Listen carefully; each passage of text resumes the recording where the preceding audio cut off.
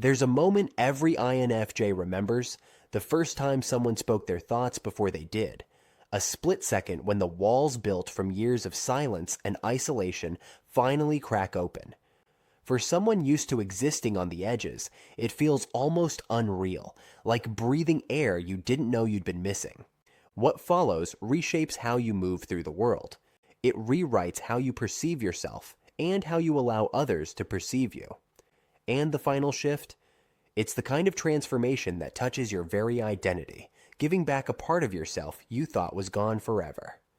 But before that moment arrives, there's the long wait of being misunderstood, an ache that leaves its own scars. Before we start, please hit the like button, comment, and subscribe so you won't miss any of our weekly deep dives into the world of personality types. And if you are looking to achieve a deeper understanding of yourself and your personality type, click the link in the comments to take our favorite free personality test. The weight of being misunderstood. You know that moment when you're explaining something that matters, and the other person nods while their eyes start to slip away? For many INFJs, that isn't a rare mishap. It's a rhythm that repeats so often it becomes expected. With less than 2% of the population sharing this personality type, the odds of being genuinely understood have always been stacked against you. Every exchange feels like you're trimming down a vivid, multi-layered inner language into something digestible, while the depth beneath it evaporates unnoticed. What makes it more complicated is that you seem to read others without effort, catching nuances before they even voice them. Yet when you speak, your own insights can land like cryptic fragments others won't take the time to unravel.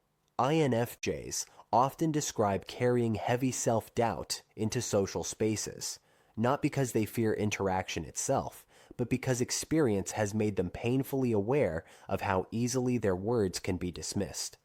You learn to revise yourself mid-sentence, scanning for that exact flicker of disinterest the moment your thoughts wander outside the familiar script. The fatigue isn't from being alone, it's from constantly softening the edges of what you really want to say. Then comes the rare exception. Someone doesn't just stay with you, they finish the idea you had paused on, or they acknowledge a hesitation you hadn't even voiced. The shift is immediate, physical. Your shoulders drop without you realizing it, and your breath deepens as if your body finally registers relief. Some INFJs describe it as muscles unlocking after years of quiet strain. It isn't dramatic on the outside, but inside, it feels like you're speaking in your native tongue without needing to translate every thought. That small moment carries a surprising impact. Many recall noticing how much energy they'd wasted rehearsing interactions, anticipating confusion, trying to soften their own intensity. In one conversation of genuine connection, they realize how heavy that burden really was. Some even report long-standing tension melting away after just a single authentic exchange. Why does it resonate so strongly?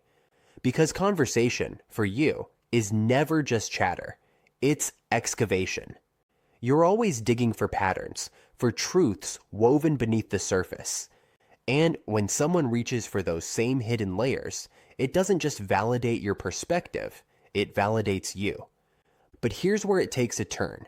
When that rare connection finally arrives, the first instinct isn't celebration, it's a suspicion, and that reaction opens the door to the next phase, the disbelief phase.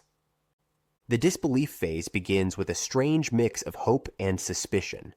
That first genuine spark doesn't feel safe. It feels like a test. You've been through this before, conversations that began with fire but faded into performance. So instead of resting in the warmth, you start running quiet diagnostics. You drop a reference almost no one catches, or reveal something personal but measured, just enough to see how they handle the weight of it. It's never about tricking the other person. It's about protecting yourself from falling too fast into a space that might collapse. When the exchange flows into deeper terrain, that's when the check truly comes alive. Most people nod politely through your abstract turns, eager to steer the conversation back to safer ground. But the rare equal does something different. They don't just keep pace, they build on it. The rhythm of the dialogue surprises you. The way their insight fits so seamlessly into yours feels uncanny. It's often described as cognitive reciprocity, the sense of someone coloring within the same invisible lines you've been carrying for years.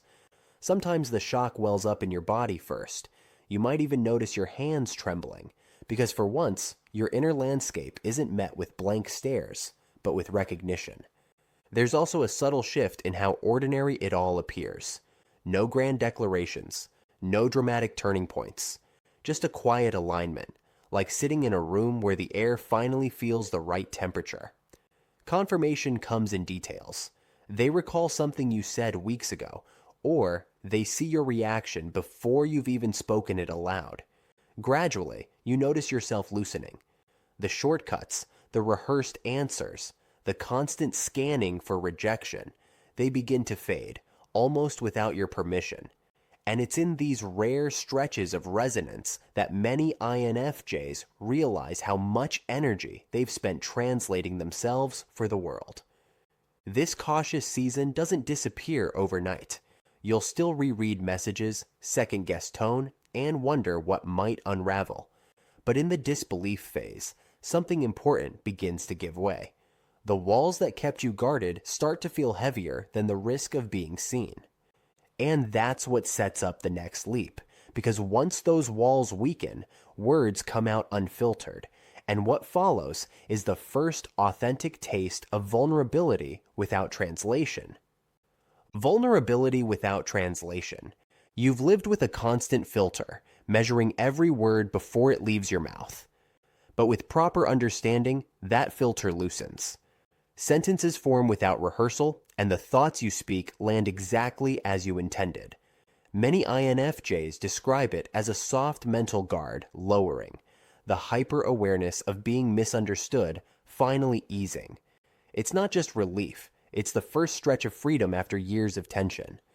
The words that emerge often surprise even you. A childhood memory you'd buried, or a private symbol you never thought could make sense out loud, slips into the conversation without effort. This isn't oversharing. It's the first time your thoughts have the proper vocabulary outside your own head. And it's shocking how natural it feels. Speaking in your proper rhythm shows you opinions you didn't know you held, values that until now were only feelings you couldn't articulate. It's like you're learning things about yourself in real time, as if your voice finally caught up with your inner world. The changes aren't only emotional, they echo through the body. That tight jaw you thought was permanent starts to release. The shoulders you've carried up near your ears begin to drop. Some INFJs report sleeping through the night for the first time in years, not because the world outside has become gentler, but because your body finally believes it's safe. Others notice digestion improving or headaches easing. These aren't clinical promises. They're lived experiences, evidence of how much strain was bound up in the effort of constant translation. Conversations shift too. You don't stop mid-thought to test if your insight will be too much. You share it as it arrives, and instead of blankness across the table, you watch someone trace the path alongside you.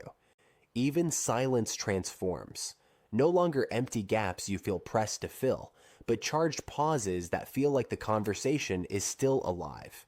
More than anything, you realize the most profound part isn't what you say. It's that you hear yourself say it. Your raw, unfiltered voice exists outside your mind now, and someone else receives it with ease. That realization carries its own exhaustion, not the drained kind that follows a performance, but the quiet fatigue that comes with full expression. And once you've tasted that kind of freedom, it doesn't stop with one person. You start to notice subtle shifts in how you carry yourself elsewhere, even in something as small and ordinary as ordering a cup of coffee. What follows from there is even more unexpected. The way this new alignment doesn't just soothe you, it accelerates the parts of you that felt permanently stalled. The growth acceleration. The growth acceleration begins the moment you stop burning energy on explanation and start channeling it into creation. Many INFJs report that once they find someone who truly understands them, their projects and skills seem to leap forward in ways that once felt impossible. That half-shaped idea you used to tuck away out of frustration doesn't fade into silence anymore. It gets picked up, expanded, and molded into something usable. What used to feel like solitary brainstorming now turns into collaboration, more like an intellectual jam session than a conversation. This acceleration happens because the right kind of support removes constant friction. Instead of backtracking to justify every thought, you stay in forward motion. Your equal fills the gaps you miss, asking questions that draw out clarity instead of confusion. That novel draft you couldn't structure finds a backbone in one conversation. Or the business concept you shelved for being too vague suddenly gains real, actionable steps because someone believed in its potential and in yours. In these exchanges, you start trusting your own instincts again because someone else finally mirrors back that they were valid all along. Practical changes follow close behind. You may find yourself waking earlier, not in dread, but because ideas already press at the edges of your mind. The material you consume challenges you more deeply, not out of pressure, but because your curiosity finally has space to grow. Even the tiny, ordinary moments shift when you share a passing observation and know it will land. You carry yourself with a quiet, steadying confidence. But perhaps the most valuable acceleration happens in the blind spots. The equal notices the spirals you get lost in and gently interrupts them. They point out patterns you've repeated for years without realizing, exposing contradictions you'd glossed over. Their feedback doesn't feel like criticism designed to shrink you. It feels like scaffolding, dismantling old frameworks so stronger ones can rise in their place. Over time, you recognize that you actually think differently because of this exchange. The partnership itself reshapes the pathways of your mind. And yet the growth does not come without cost. To have someone see your brilliance is also to have them see the flaws you once hid so carefully. That kind of exposure reshapes more than your creativity. It alters how you carry yourself into every corner of your life, including relationships far beyond this one. The ripple effect. The ripple effect begins quietly, but its reach is undeniable. One genuine connection doesn't stay contained. It spreads out, reshaping how you approach every other bond in your life. Family gatherings, once places where you braced for resignation or misunderstanding, shift into something less heavy. You no longer feel compelled to translate every piece of yourself because the need for complete comprehension from everyone has lifted. Instead of defensiveness or exhaustion, you listen more, accept more, and allow others to be themselves without tying their perception of you to your worth. Experts and INFJs alike often refer to this as a secure base effect. The validation of being anchored by one person ripples into every other sphere, permitting you to stop proving yourself at every turn. Picture it like finding steady ground after years of wading through quicksand. You move more freely everywhere else, not because the terrain has changed, but because you aren't constantly fighting to stay afloat. That freedom follows you into even the most solitary moments. Time alone no longer stings like exile. It becomes chosen immersion. Instead of scrolling for distraction or replaying endless conversations in your mind, you lean into creative projects or even revisit old journals. Patterns you once missed become clear. Truths long buried resurface with surprising clarity. The solitude that once drained you now restores you because you know you can return to connection without fear of it vanishing. As this quiet strength grows, people around you begin to notice a difference. Friends who once underestimated your depth are startled by the steadiness of your presence. Some distance themselves, uneasy with your new boundaries. Others are drawn in, sensing the calm confidence of someone no longer waiting for external approval. It isn't about chasing anyone anymore. It's about allowing the right ones to stay. This ripple doesn't erase conflict, nor does it make relationships perfect. What it does is give you resilience. You hold space for misunderstandings without feeling hollowed by them. You set boundaries without apology. You move through spaces without scanning for who might validate you, because that need has loosened its grip. But here's the paradox. The same safety that empowers you also strips away your oldest defenses. And when those survival tactics stop working, it reveals a more unsettling cost of being truly seen. This safety exposes habits you use to rely on, habits that won't survive the next stage. The shadow side of being understood. The shadow side of being understood is that the very defenses you built to survive begin to break down. That familiar door slam reflex you once used to retreat, it doesn't work when someone recognizes the exact second you're about to disappear and gently calls it out. Even the ways you've overextended for others, absorbing pain that isn't yours, no longer slide under the radar. Instead of admiration for your sacrifice, you're met with accountability. And though it may be given with care, that kind of honesty stings in places you thought were invisible. Your survival patterns become exposed.